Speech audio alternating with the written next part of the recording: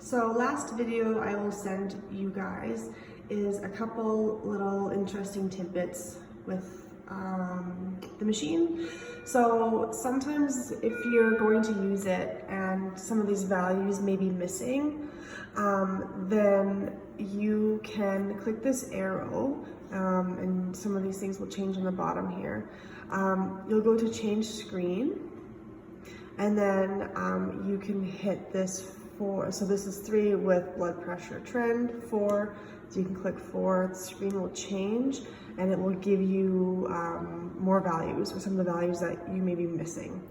So you can, hit this change screen and adjust what you want to see. There you go. And then if you have everything hooked up, everything's working, but you're just not hearing that sound of the heartbeat, and you want to hear that sound, I know I do in surgery, then you'll go over to QRS volume, and then it's on 0. I think it's just a factory setting. Then you'll hit 3 or 4 or 5, whatever you want, and then when the patient's heart's beating, you'll actually hear it. It's a nice sound to hear. You want to adjust the QRS size. You can make it larger, smaller, whatever, if it looks really small. And then also alarm volume. So when the alarm is going off and it's quite loud, you can adjust it so it's a lot quieter, just because it can be quite loud and obnoxious sometimes. So change it that way.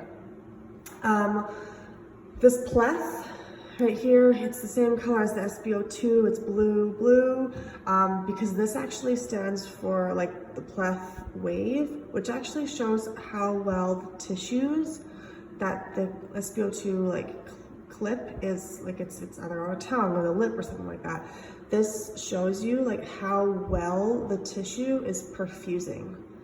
So if it's a smaller wave, then chances are your SpO2 may be reading a little bit lower, and then you would, let's say, wet the tongue or wet the lip or whatever, just wet the area that the clip is reading on, and then chances are your SpO2 is going to go up, and this wave is going to be even stronger. So if you're ever noticing that this wave is really small, it just means that the tissue is not perfusing very well.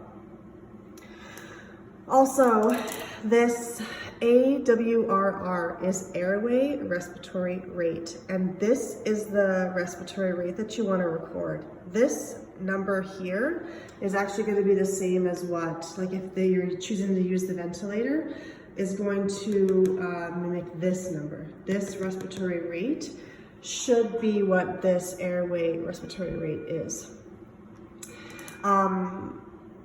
There is another one, where is it here? If you change the screen and go to 4, it's going to show you this respiratory rate.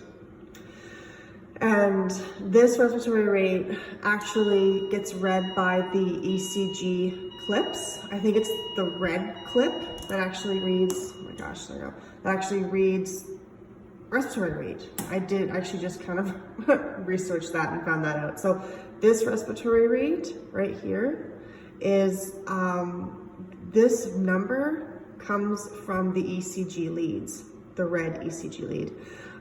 It should kind of be the same, but this gets read by the capnograph and this equipment.